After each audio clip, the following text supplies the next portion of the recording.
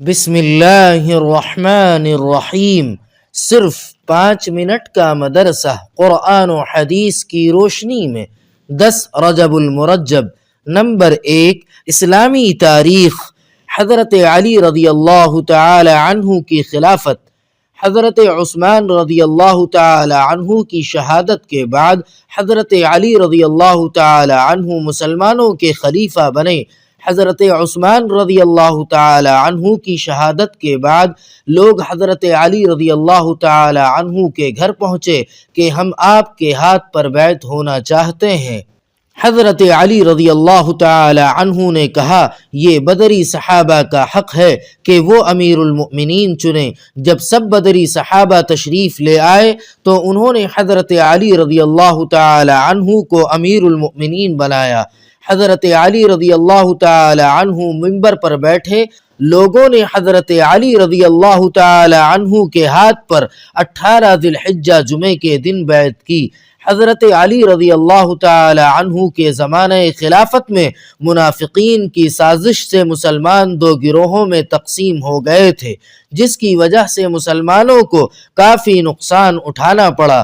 مسلمانوں کے آپسی اختلاف کے باوجود اسلام کے حدود میں نئے ممالک آ رہے تھے اور مسلمان اسلام کی دعوت دینے اور دین کو پھیلانے میں منہمک تھے۔ بے شمار لوگ اس دین کی سچائی اور حقانیت کو دیکھ کر اسلام میں داخل ہو رہے تھے۔ نمبر 2، حضور صلی اللہ علیہ وسلم کا معجزہ۔ محمد بن حاتب رضی اللہ تعالی عنہ کا شفا یاب ہونا۔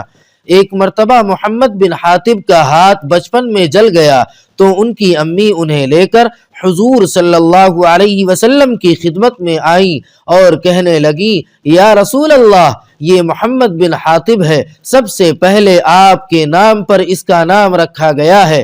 چنانچہ حضور صلی اللہ علیہ وسلم نے ان کے سر پر ہاتھ پھیرا اور برکت کی دعا فرمائی اور ان کے چہرے پر اپنا مبارک تھوک چھڑکا اور ہاتھ پر بھی چھڑکنے لگے اور یہ دعا پڑھی، اذهب البأس رب الناس اشفی انت الشافی لا شفاء الا شفاؤک شفاء لا یغادر سقما۔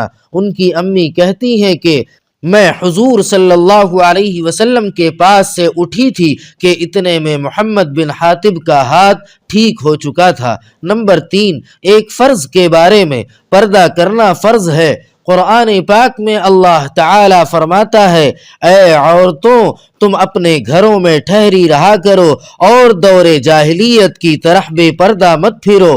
فائدہ: تمام مسلمان عورتوں کے لیے ضروری ہے کہ جب کسی سخت ضرورت کے تحت گھر سے نکلیں تو اچھی طرح پردے کا خیال رکھتے ہوئے باہر جائیں، کیونکہ پردہ کرنا تمام عورتوں پر فرض ہے۔ نمبر 4، ایک سنت کے بارے میں۔ سو کر اٹھنے کی دعا۔ حضرت حذیفہ رضی اللہ تعالی عنہ فرماتے ہیں کہ جب رسول اللہ صلی اللہ علیہ وسلم سو کر اٹھتے تو یہ دعا پڑھتے، الحمدللہ الذی احیانا بعد ما اماتنا والیہ النشور۔ ترجمہ: تمام تعریفیں اس اللہ تعالی کے لیے ہیں جس نے ہمیں موت دینے کے بعد زندگی دی اور اسی کی طرف سب کو جانا ہے۔ نمبر 5، ایک اہم عمل کی فضیلت۔ علم دین کے لیے سفر کرنا۔ رسول اللہ صلی اللہ علیہ وسلم نے فرمایا، جو شخص علم دین حاصل کرنے کے لیے سفر کرے گا تو اللہ تعالی اس کے لیے جنت کا راستہ آسان کر دیں گے۔ نمبر 6، ایک گناہ کے بارے میں۔ یتیموں کا مال مت کھاؤ۔ قرآن پاک میں اللہ تعالی فرماتا ہے، یتیموں کے مال ان کو دیتے رہا کرو اور پاک مال کو ناپاک مال سے نہ بدلو، اور ان کا مال اپنے مالوں کے ساتھ ملا کر مت کھاؤ، ایسا کرنا یقیناً بہت بڑا گناہ ہے۔ نمبر 7، دنیا کے بارے میں۔ نافرمانوں کے مال و دولت کو نہ دیکھنا۔ قرآن پاک میں اللہ تعالی فرماتا ہے، جو ہم نے مختلف کافروں کے گروہوں کو آزمانے کے لیے مال و دولت دے رکھا ہے کہ وہ دنیاوی زندگی کی رونق ہے، آپ ان چیزوں کی طرف نظر اٹھا کر مت دیکھیے۔ فائدہ: نافرمانوں کو جو مال و دولت ملتی ہے اس کو تعجب اور للچائی ہوئی نگاہ سے نہیں دیکھنا چاہیے، کیونکہ وہ ان کے لیے آزمائش کا ذریعہ ہے۔ نمبر 8، آخرت کے بارے میں جہنم سے ایمان والوں کو نکالا جائے گا۔ رسول اللہ صلی اللہ علیہ وسلم نے فرمایا، جب ایمان والوں کے بارے میں جہنم سے چھٹکارے کا فیصلہ ہو جائے گا تو انہیں پلصراط سے گزارا جائے گا جو جہنم اور جنت کے درمیان ہوگا، تو اس پر ان کے درمیان جو کچھ آپس میں ایک دوسرے پر ظلم و ستم ہوئے ہوں گے ان کا ایک دوسرے سے بدلہ دلوا کر پاک کر دیا جائے گا، پھر انہیں جنت میں داخلے کی اجازت ہوگی۔ اس ذات کی قسم جس کے قبضے میں محمد کی جان ہے، ان میں سے ہر ایک اپنی جنت کو اسی طرح پہچان لے گا جس طرح تم اپنے گھر کو اس دنیا میں پہچانتے ہو۔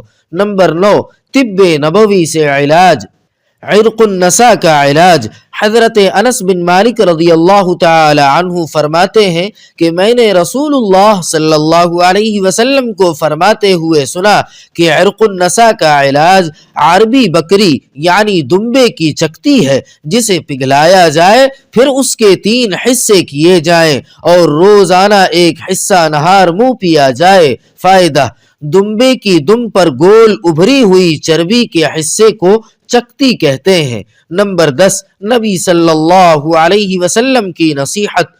رسول اللہ صلی اللہ علیہ وسلم نے فرمایا، جس کا کوئی بچہ پیدا ہو تو اس کا اچھا نام رکھے اور اس کی اچھی تربیت کرے، پھر جب وہ بالغ ہو جائے تو اس کا نکاح کرے۔ اگر بالغ ہونے کے بعد بھی اس کا نکاح نہیں کیا اور وہ گناہ میں مبتلا ہو گیا تو اس کا گناہ اس کے باپ پر ہوگا۔